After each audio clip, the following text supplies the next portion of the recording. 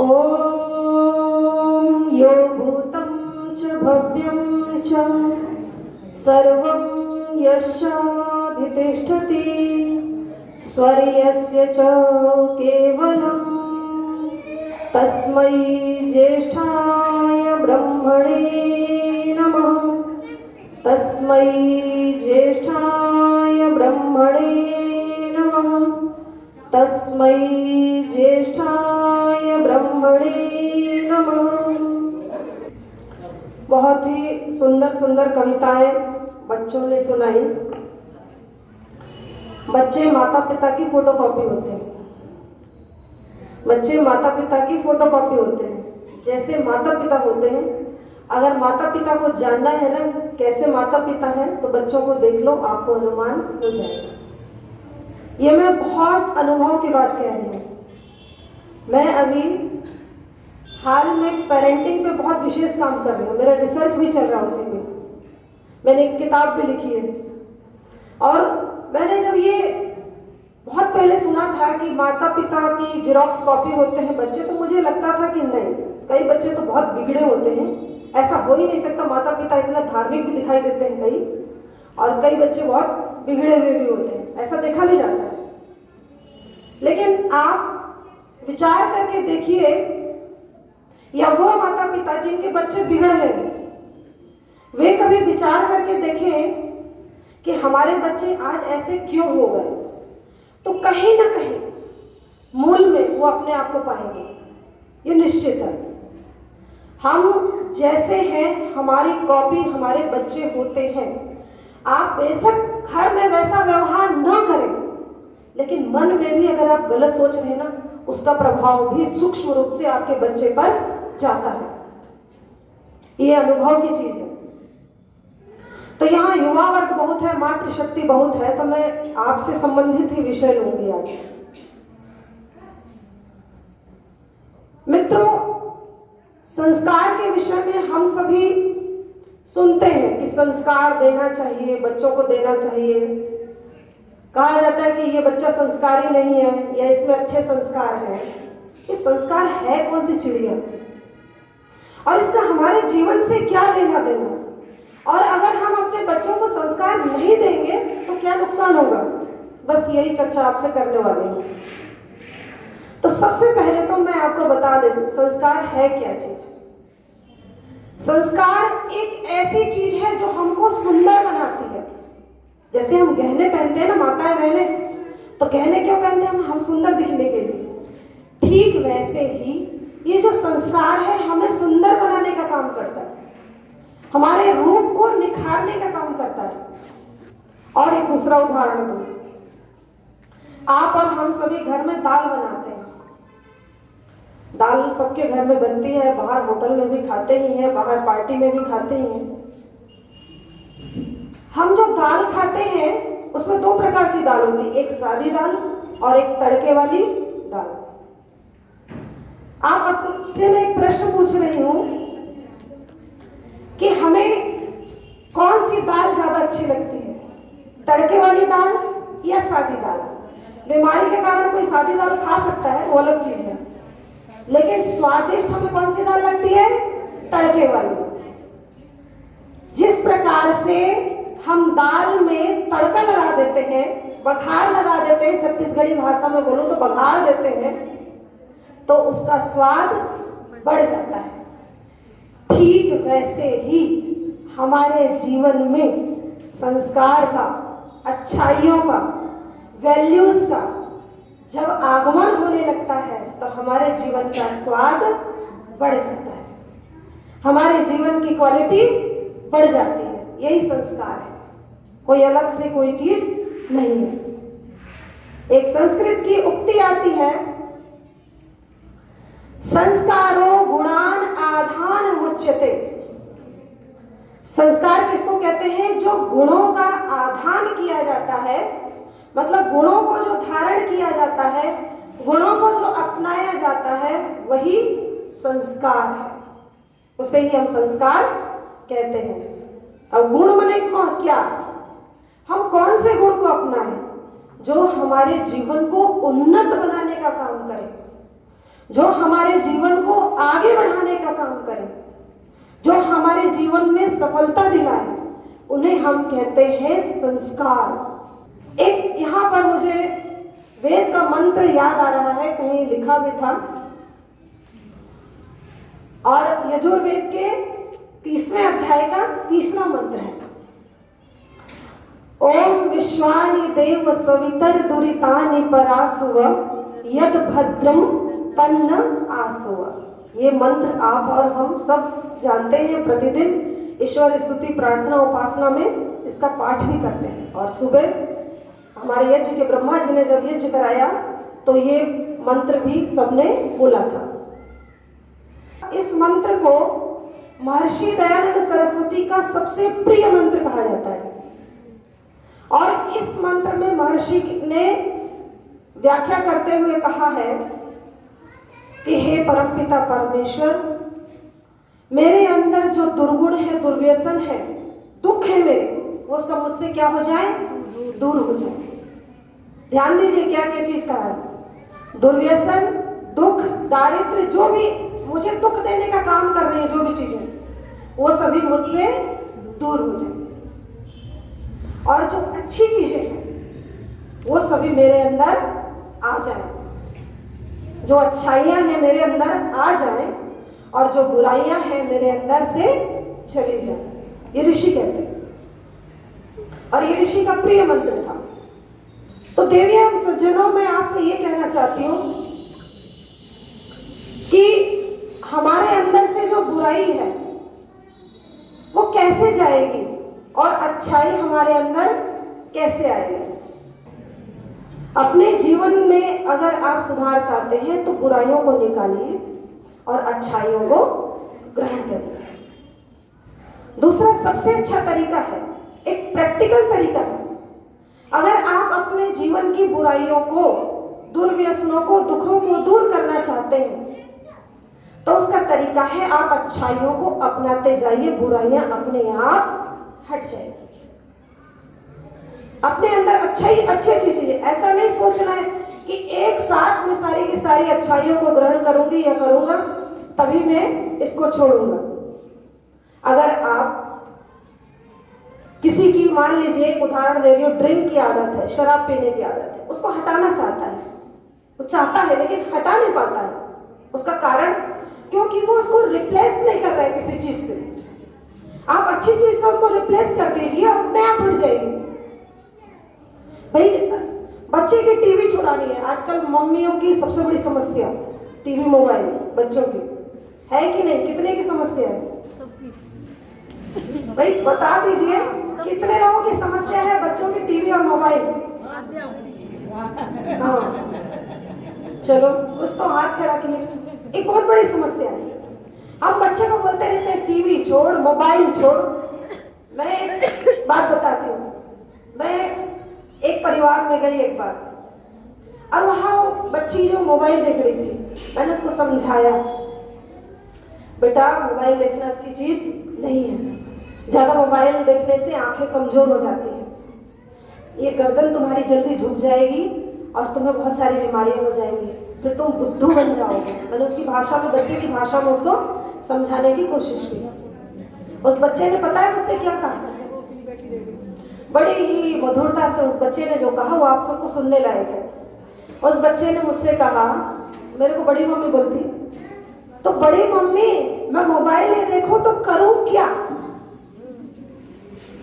उसने मुझसे कहा, बड़ी मम्मी मैं मोबाइल नहीं देखूं तो करूं क्या? मैंने बोला ये बढ़िया प्रश्न किया इसने, मतलब उत्तर अच्छा दिया इसने बच्चे ने। है अब बच्चे मोबाइल नहीं देखेंगे तो करेंगे क्या? तो इसका उत्तर ये है, अगर आप बच्चे का मोबाइल छुड़ाना चाहते हैं, उसकी टीवी की आदत छुड़ाना चाहते हैं, तो उसको दूसरे काम में इन्वॉल्व करो। बच्चों के साथ कुछ बच्चों की इंजॉय का काम साथ में मिलके करना है। मान लीजिए बच्चे को खेलना अच्छा लगता है तो बच्चे के साथ आपको खेलना है। अगर बच्चे के साथ आपको खेलने का टाइम नहीं है तो उसके लिए ऐसा वातावरण क्रिएट करें, ऐसे बच्चों के ग्रुप में उसको भेजें जहां वो खेले। बच्चा टीवी मोबाइल भूल जाएगा। ये सही बात बता रही हूँ आपको, प्रैक्टिकल वाली चीजें बता रही हूँ। तो ये मैंने क्या किया, बुराई को हटाने के लिए अच्छाई के साथ उसको रिप्लेस कर दिया। बुराई को हटाना है तो अच्छाई ले आओ, बुराई धीरे धीरे अपने आप दूर भाग जाएगी। ये तो ही संस्कार की छोटी सी चीज। अब ये क्यों जरूरी है हमारे लिए?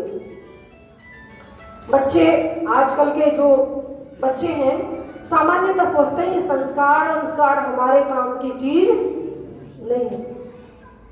ये संस्कार, मैंने कई बड़े बुजुर्गों से कहते सुना है, ये पूजा पाठ हवन इत्यादि तो ये बुजुर्गों की चीज है, जवानों की नहीं है। आजकल की युवा पीढ़ी ऐसे ही सोचती है, ये सब चीजें हमारे काम की नहीं है। लेकिन मैं आपको बता देना चाहती हूँ कि ये चीजें सबसे ज्यादा अगर जरूरत होती है तो बाल्यावस्था में जरूरत होती है इन चीजों की। आप बचपन में जैसे बच्चे को बनाएंगे ना वैसा बनेगा। आप बच्चे को बचपन में जैसा संस्कार देंगे ना वैसा वो बनेगा। नींव, ये भवन बना है, आज इतना बड़ा खड़ा हुआ है, ये क्यों खड़ा हुआ है? क्योंकि इसकी नींव मजबूत है। जिस बिल्डिंग की जितनी मजबूत नींव होती है उतना ही मजबूत वो बिल्डिंग होता है। ठीक वैसे ही जिस बच्चे का, विद्यार्थी का या कहूं किशोर अवस्था तक जितना अच्छा रहेगा वो बच्चा अपने जीवन में उतना ही सफल होगा, उसके जीवन में उतनी ही अच्छाइयां दिखाई देंगी। और जिस बच्चे के जीवन में आप बुराइयां भर देंगे बचपन में, वो अभी हो सकता है उसका परिणाम आपको न दिखाई दे, लेकिन आशा बेन और जयश्री बेन के जैसे आपको बाद में भुगतना पड़ेगा। किस किस ने आशा बेन और जयश्री बेन का नाम सुना है? नहीं सुना? तो मैं बताती हूँ आपको कौन थी। दो महिलाओं को मैंने जिनका नाम लिया, ये कौन थी, और ऐसा हमको हमारे साथ ना हो उसके लिए हमें आज से सतर्क रहना होगा अपने बच्चों के लिए। जयश्री बेन एक ऐसी महिला जो गुजरात की थी और उसका एक बेटा प्रोफेसर। अब उसने अपने बच्चों को अच्छे से पढ़ाया लिखाया, बेटों की शादी कर दी, एक ही बेटा था, उसके साथ वो रहा करती थी। अपने बेटे के साथ वो बहुत अच्छे से अपने लाइफ को एंजॉय कर रही थी या जी रही थी। इतने में कुछ सालों बाद उसकी शादी हो जाती है बेटे की। अब बेटे की शादी हो गई तो घर में बहू आ गई। अब बहू आ गई, बहू कुछ दिनों तक तो सास ससुर की सेवा करने लगी। कुछ दिनों बाद बोर हुई फिर कि अब नहीं कर सकती भाई। अब क्या हुआ, वो जो महिला है जयश्री बेन, वो धीरे धीरे बीमार रहने लगी। एक उम्र के बाद सभी के साथ कुछ न कुछ शारीरिक समस्याएं शुरू हो जाती है। बस उम्र के उस पड़ाव में वो भी धीरे धीरे बीमार रहने लगी। कभी घुटने में दर्द तो कभी इधर दर्द, और शायद उसको कुछ बड़ी बीमारी भी हो गई, जिसके कारण आए दिन डॉक्टर के पास जाना पड़ रहा था। डॉक्टर के पास जाना पड़ रहा था तो उसकी बहू जो थी ना, वो थोड़ी सी परेशान हो उठी कि इस बुढ़िया पे तो इतना ज्यादा खर्च हो रहा है, कैसे चलेगा घर, हमारे भी तो बच्चे कच्चे हैं, इनको भी तो देखना पड़ेगा। तो वो अपने पति के धीरे धीरे कान भरने लगी कि अब बहुत हमने कर लिया, अब ज्यादा करने की जरूरत नहीं है, अब ज्यादा हॉस्पिटल वगैरह मत ले जाओ, यहीं घर में जो इलाज कर सकते हैं करेंगे। बेटा, अब पत्नी की भी सुननी पड़ती है। पत्नी के अनुसार उसने ठीक है घर में इलाज करते हैं, जो घरेलू इलाज होगा वही, क्योंकि हॉस्पिटल बार बार ले जाना संभव नहीं होता है। घर में ही शुरू कर दिया, उसका लंबा ट्रीटमेंट चल रहा था, घर में जो भी घरेलू ट्रीटमेंट कर सकते थे घर में ही करना शुरू कर दिया। अब उसकी तबीयत लेकिन दिनों दिन बिगड़ती जा रही थी। एक दिन उस महिला की अचानक से मृत्यु हो जाती है। अब मृत्यु भी उसकी होती है छत से गिर करके। वो महिला, पुलिस ने रिपोर्ट दर्ज किया, सच्ची घटना बता रही हूं आपको, गुजरात की है ये। वो महिला छत से गिर करके उसकी मृत्यु हो जाती है। पुलिस ने रिपोर्ट दर्ज किया और मामला बना कि महिला ने बीमारी से तंग आकर के सुसाइड कर लिया, आत्महत्या कर ली। फिर पता नहीं किसी को क्या सुझाया, या उसके पड़ोसी ने, किसी ने पुलिस को कुछ सूचना दी कि क्या हुआ।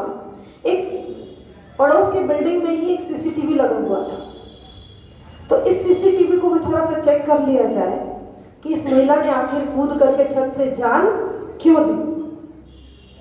उन्होंने सीसीटीवी को खंगाला, उसके फुटेज देखे तो सब के सब हैरान रह गए, क्योंकि उनका जो बेटा था, प्रोफेसर बेटा, वो अपनी माँ को छत पर ले जा करके धक्का दे देता है। अपनी माँ को ले जा करके उसने छत से धक्का दे दिया और ये सीसीटीवी कैमरे में कैद हो गया। ये घटना देख करके पुलिस वाले हैरान रह गए, जिन्होंने देखा वो भी हैरान रह गए। जिस माँ ने उस बच्चे को प्रोफेसर बनाया, जिस माँ ने अपना पेट काट काट करके शायद उसके लिए इतनी मेहनत की होगी, उस बच्चे ने क्या सिला दिया? अपनी माँ को छत से धक्का दे दिया, सिर्फ और सिर्फ इसलिए क्योंकि वो बीमार रहती थी। मित्रों, मैं आपसे ये कहना चाहती हूँ, ये स्थिति क्यों आई? क्या उस बच्चे की गलती थी या उसके मम्मी पापा की भी गलती थी? मैं आपसे ये प्रश्न पूछती हूँ। मेरे अनुसार अगर आप कहेंगे तो उसके माता पिता की ज्यादा गलती थी। बच्चे की गलती नहीं थी ऐसा नहीं है, बच्चा गलत है, उसकी सजा उसको पुलिस देगी, भगवान भी देगा उसको, उसने गलती की। लेकिन उस बच्चे के साथ साथ क्या उसके माता पिता की गलती नहीं है? इसमें है, पूरी है, और मैं तो कहूंगी 80% माता पिता की गलती है। अगर उन्होंने उस बच्चे को प्रोफेसर के साथ साथ संस्कार की शिक्षा दी होती, उसके मन में माता पिता के प्रति निस्वार्थ सेवा का भाव डाला होता, तो अपनी पत्नी को छोड़ देता, लेकिन मां के साथ ऐसा नहीं करता। तो ये संस्कार उस बच्चे को उसके माता पिता ने कहीं न कहीं देने में कमी कर दी। आपके साथ ऐसा न हो, इसीलिए मैं बार बार कह रही हूं कि अपने बच्चों को, अपनी आने वाली पीढ़ी को आप धन दौलत दें या न दें, कोई फर्क नहीं पड़ता, संस्कार में कमी न छोड़ें।